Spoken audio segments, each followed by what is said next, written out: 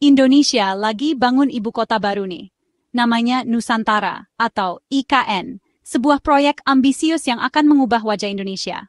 Pembangunan ini bukan sekadar memindahkan pusat pemerintahan, tapi juga mewujudkan visi Indonesia yang lebih modern dan berkelanjutan. Lokasinya strategis di Kalimantan Timur. Jakarta kan udah padat banget, polusi, bahkan katanya bisa tenggelam karena penurunan tanah yang signifikan. Jadi pindah ini penting banget dan bersejarah. Ini adalah langkah besar untuk pemerataan pembangunan di seluruh Indonesia. Nusantara ini dirancang jadi kota pintar, hijau, dan ramah lingkungan. Keren banget deh, lompatan ke masa depan. Gede banget loh skalanya, jalan, gedung pemerintah, rumah, dan banyak lagi. Semua dibangun dari nol. Anggaran negara aja nggak cukup buat biayanya, bisa ratusan triliun rupiah. Makanya Indonesia lagi gencar cari investor swasta dan luar negeri. Investasi ini sangat penting untuk mewujudkan IKN sebagai kota yang modern dan berdaya saing global. Mitra dari luar negeri itu bawa modal, tapi juga keahlian dan teknologi. Banyak kok negara dan perusahaan luar yang minat ikutan.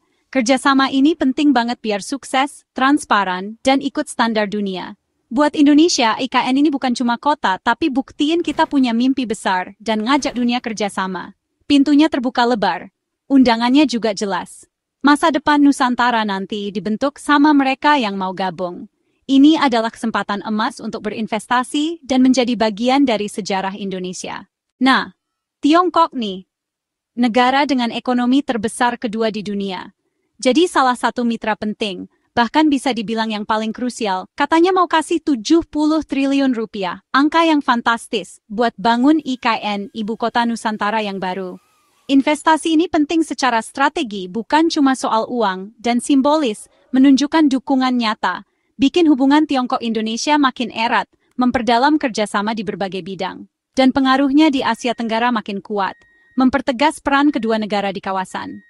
Ini sejalan sama program Belt and Road Initiative Tiongkok, sebuah inisiatif ambisius yang udah biayain proyek besar di Indonesia, dari Sabang sampai Merauke.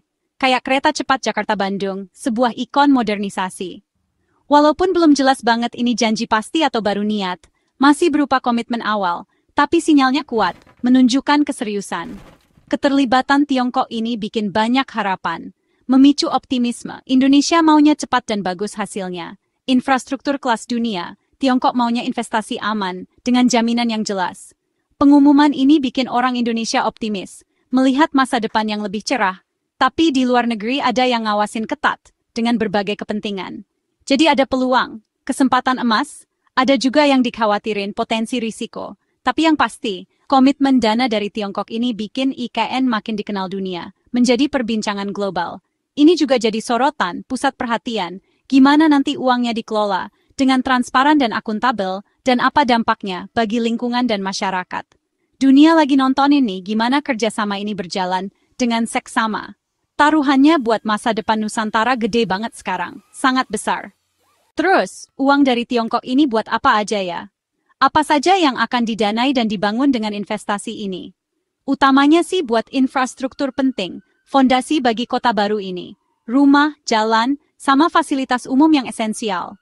Rumah ini penting banget sebagai tempat tinggal dan pusat komunitas. Soalnya butuh rumah baru buat PNS yang akan pindah, pekerja konstruksi, dan warga yang akan menetap nantinya. Perusahaan Tiongkok kan terkenal cepat kalau bangun gede-gedean, dengan pengalaman dan teknologi yang mumpuni. Diharapkan bisa bikin perumahan modern yang nyaman dan berkelanjutan. Transportasi juga penting, jalan-jalan utama, jalan akses, dan mungkin sistem angkutan umum yang canggih, yang ramah lingkungan. Keahlian Tiongkok di teknologi transportasi canggih bakal penting banget buat nyambungin IKN dengan wilayah lain di Kalimantan. Fasilitas umum kayak pembangkit listrik yang berkelanjutan dan pengolahan air bersih juga kayaknya bakal dibangun, biar kotanya bisa jalan dengan mandiri dan efisien. Ada proyek yang masih direncanain dengan matang, ada yang udah jalan dengan progres yang menggembirakan. Target waktunya cepat, sesuai sama maunya Indonesia untuk segera mewujudkan IKN. Perusahaan konstruksi Tiongkok kan jago ngejar target waktu, dengan metode konstruksi yang inovatif. Perkembangannya bakal diawasin terus, untuk memastikan kualitas dan ketepatan waktu. Proyek-proyek ini bakal jadi tulang punggung perubahan Nusantara, sebuah transformasi besar. Dari hutan jadi kota yang berfungsi, sebuah visi yang ambisius. Tiap kemajuan bakal jadi tanda makin kencang pembangunannya, sebuah momentum yang terus bertambah. Dan dunia makin merhatiin dengan seksama. Cepat atau lambatnya pembangunan ini bakal nentuin awal-awal IKN dan citranya di mata dunia. Siapa aja nih pemain utama dari Tiongkok? Kebanyakan BUMN mereka, kayak China State Construction Engineering sama China Communications Construction. Perusahaan raksasa ini punya modal kuat dan jago teknisnya. Tapi cara kerja mereka juga sering diawasin. Perusahaan swasta Tiongkok, apalagi yang di bidang teknologi dan energi hijau, juga ikutan. Seringnya kerjasama bareng perusahaan Indonesia. Kerjasama patungan ini bikin risiko bisa dibagi dan gabungin pengetahuan lokal sama keahlian internasional. Otorita IKN mastiin kerjasama ini transparan, efisien, dan sesuai sama kepentingan Indonesia. Semua investor dicek dulu. Keuangan harus stabil, kemampuan teknis oke, dan komitmen sama lingkungan dan sosial itu wajib. Keterlibatan lokal diutamain, biar ada transfer ilmu dan taat aturan. Nama baik IKN tergantung kualitas dan tanggung jawab mitranya. Kepercayaan masyarakat itu kuncinya di keterbukaan dan tata kelola yang baik. Dapetin investor yang bagus itu penting banget buat suksesnya Nusantara. Investasi Tiongkok di IKN itu tuh nggak cuma buat infrastruktur aja, tapi juga buat bangun kota pintar dan hijau. Perusahaan Tiongkok itu jagoan dunia di AI, V-Menggi, dan solusi kota pintar. Kemungkinan bakal bangun sistem digitalnya IKN. Misalnya jaringan fiber optik, pusat data, sama sistem pengelolaan kota yang pintar. Energi terbarukan juga jadi fokus tenaga surya, air, dan angin, manfaatin kekayaan alam Kalimantan. Keahlian perusahaan Tiongkok di energi bersih bisa bantu IKN capai target ramah lingkungannya. Investasi juga bisa ke jaringan listrik pintar, layanan pemerintah online, dan uji coba mobil tanpa sopir. Industri hijau dan pabrik ramah lingkungan juga dipertimbangkan, biar ekonomi IKN beragam. Pusat penelitian pabrik canggih dan wisata alam juga bisa dapat untung dari modal Tiongkok. Sektor-sektor ini ciptain kerjaan yang butuh keahlian dan dukung tujuan pembangunan Indonesia yang lebih luas. Visinya, Nusantara jadi contoh buat kota-kota masa depan. Indonesia nggak cuma nungguin investasi datang, tapi aktif bikin suasana yang enak buat mitra kayak Tiongkok. Ada insentifnya, kayak kawasan ekonomi khusus, keringanan pajak, dan aturan yang dipermudah. Kepastian hukum dan birokrasi yang gampang jadi prioritas utama biar investor makin percaya. Presiden Joko Widodo dan menteri-menterinya dukung penuh IKN, ini nunjukin kemauan politik yang kuat.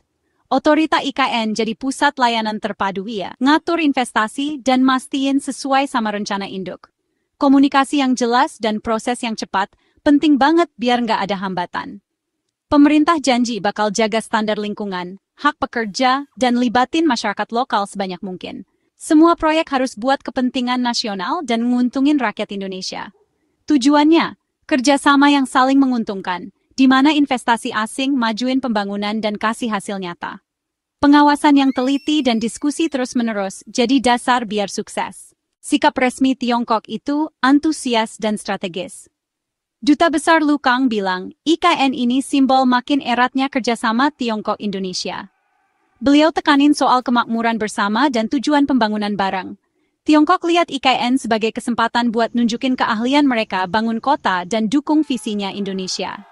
Pak Dubes kelihatan yakin proyek ini bakal sukses dan bilang, Tiongkok komen sama kualitas dan efisiensi. Beliau juga akui usaha Indonesia bikin suasana investasi yang menarik dan pentingnya saling menghargai. Tiongkok mau jadi mitra yang bertanggung jawab dan positif, ikut bantu pertumbuhan dan kemajuan sosial Indonesia. Pesan-pesan diplomatik ini bikin suasana baik dan jadi dasar buat kerjasama. Investasi Tiongkok ini bawa banyak peluang, lapangan kerja, pertumbuhan ekonomi, dan transfer teknologi. Sektor teknologi tinggi kayak kota pintar dan energi terbarukan bisa tingkatkan kemampuan Indonesia. Tapi ada tantangannya juga, isu geopolitik, terlalu bergantung sama satu negara, dan soal utang.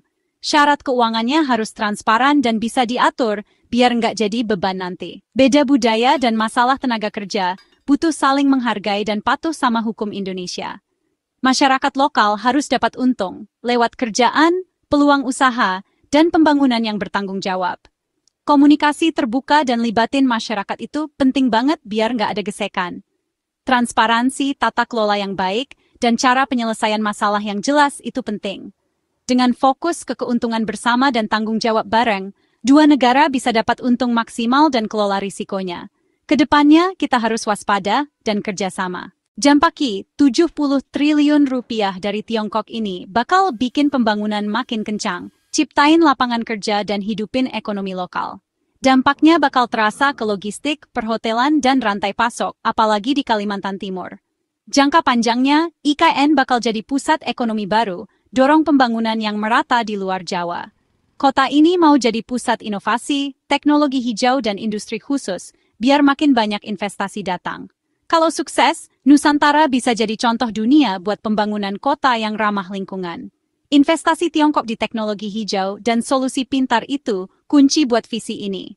Suksesnya IKN bakal perkuat posisi Indonesia di mata dunia dan nunjukin ambisi kita. Nusantara yang maju bakal jadi simbol kemajuan dan cita-cita masa depan Indonesia. Kalau dikelola dengan baik, investasi ini bakal bermanfaat buat generasi mendatang.